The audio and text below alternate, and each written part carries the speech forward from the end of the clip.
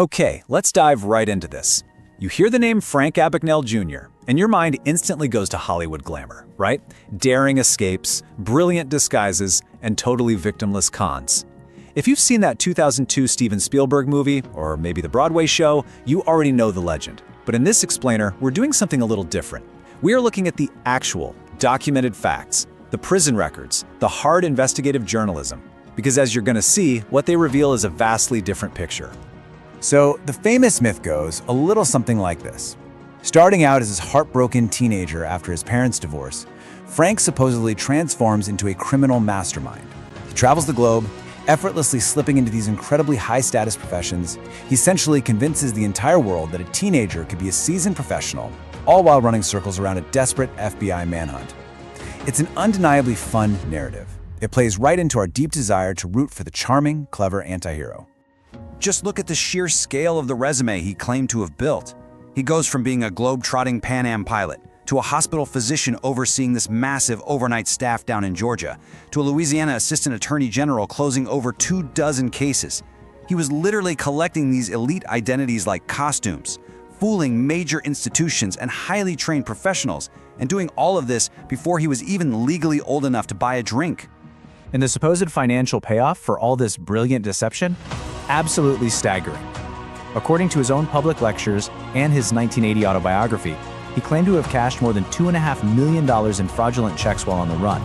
Keep in mind, we're talking about the 1960s here, making that number just astronomical when you adjust for inflation. The whole story paints him as this genius rogue who single-handedly beat an imperfect banking system. But was any of it actually real? I mean, it's a great story. Who doesn't love a guy outsmarting the system? But here's where our explainer takes a super interesting turn. Because when investigative journalists and authors like Alan C. Logan and Javier Leyva really started digging, pulling actual public records, combing through newspaper archives, looking at court documents, well, the narrative totally shifted. And honestly, the truth might be even more fascinating than the fiction. Hollywood completely sells us on this idea of international espionage. A massive global game of cat and mouse across 26 countries. But the documented reality?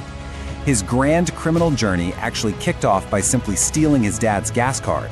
And then in 1965, he was arrested in California. Why? For stealing a Ford Mustang from his father's neighbor, which he funded using blank checks he swiped from a local Bronx family business. When you map out his actual physical whereabouts between 1965 and 1968, the legend just completely falls apart. Using New York State archives, Alan C. Logan proved that Frank Abagnale physically could not have been a globe-trotting pilot or a brilliant young doctor during his late teens. Why, you ask? Because between the ages of 17 and 20, he was quite literally sitting inside the Great Meadow Correctional Facility up in Comstock, New York. So that super glamorous stint as a Georgia pediatrician, it crumbles the second you apply some basic fact-checking. He claimed he ran this midnight to 8 a.m. shift overseeing 42 nurses at Cobb General Hospital when he was just 18. While hospital administrators confirmed that shift never even existed. And more importantly, state records prove he was officially inmate number 25367 at Great Meadow Prison during that exact same time period. Okay, but what about the hotshot legal career? Abagnale claimed he passed the Louisiana bar exam and closed 33 cases for the state attorney general's office. Nope. The Louisiana State Bar Association confirmed he never took the exam under any name whatsoever. The actual first assistant attorney general back in 1981, Kenneth C. Dijon, looked into these wild claims, and his assessment was absolutely brutal. He firmly categorized Abagnale not as some brilliant imposter, but simply as a liar. As investigators kept pulling the thread, practically every single major pillar of his legendary resume just vanished. We already know he wasn't a Louisiana lawyer. What about the claim that he taught sociology at Brigham Young University? Well, when a journalist confronted him with his own claims in 2006, he finally conceded he was a guest lecturer at best. Oh, and those stories about being an elite undercover agent for the FBI? Entirely unsupported by the Bureau. Now, it's really easy to cheer for a con man when the victim is just some faceless, massive corporation or a giant airline. But the historical record shows us a very different, grounded reality. His actual documented offenses consisted mostly of petty theft, and he specifically targeted individuals and small businesses who actually trusted him. He stole from a neighbor, he stole cameras from coworkers at a kid's summer camp in Texas, he forged checks against a local Baton Rouge family who had literally welcomed him into their own home. Just consider the words of Charlotte Parks. She was one of the victims interviewed back in 1981, and her experience grounds this whole story in a pretty harsh reality. These were absolutely not victimless crimes. There was a lasting, deeply personal emotional impact that his lies had on ordinary, everyday people who were just trying to be kind to a young guy. The real collateral damage of a con artist isn't just money, it's the destruction of human trust. And, his impersonations actually took a significantly darker turn, too. While that claim of being a pediatrician in Georgia was totally false, he did actually impersonate a doctor at the University of Arizona in 1970. University officials confirmed that he used this bizarre dual guise of a physician and a Pan Am recruiter to inappropriately conduct physical exams on 12 female college students. It casts a much, much more predatory shadow over what are usually framed as harmless antics. Let's circle back to the money for a second. Remember that $2.5 million in fake checks he supposedly cashed to fund his lavish lifestyle? Well, investigative journalist Javier Leiva independently checked the federal court records, and Abagnale's actual check forging conviction, it involved a grand total of less than $1,500. He was sentenced to 10 years in 1971 for passing a tiny, tiny fraction of the millions he would later brag about. So he serves time in federal prison and gets paroled in 1974.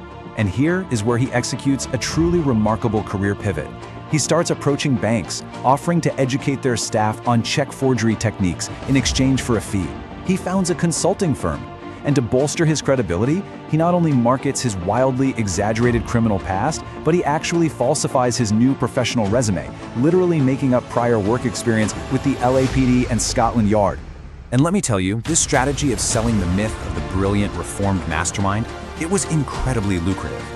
Over the following decades, Abagnale became this totally prolific public speaker on fraud and identity theft. By marketing the narrative of his completely impossible teenage crimes, he was able to command reported speaking fees of $20,000 to $30,000 per single appearance. It's an incredible twist of irony. The bigger his fabricated myth got, the higher his fee went.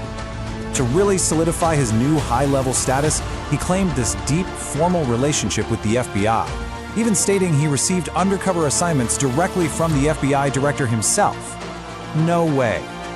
Retired agents have since come forward to set the record completely straight. He was never on the FBI's most wanted list. He absolutely never got direct assignments from the director. His dramatic 1970 arrest was just a routine response to a teletype. He did give occasional guest lectures at the Academy, sure, but that formal, celebrated 38-year partnership, just another fabrication. Which really brings us to this profound irony.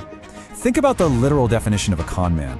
Someone who cheats or tricks someone by gaining their trust and persuading them to believe something that isn't true. It works so well because, as a society, we often desperately want to believe in the clever, charismatic anti-hero. Abagnale built a multi-million-dollar, decades-long career advising authorities, banks, and the general public, and he built it almost entirely on a fabricated resume of high-level fraud.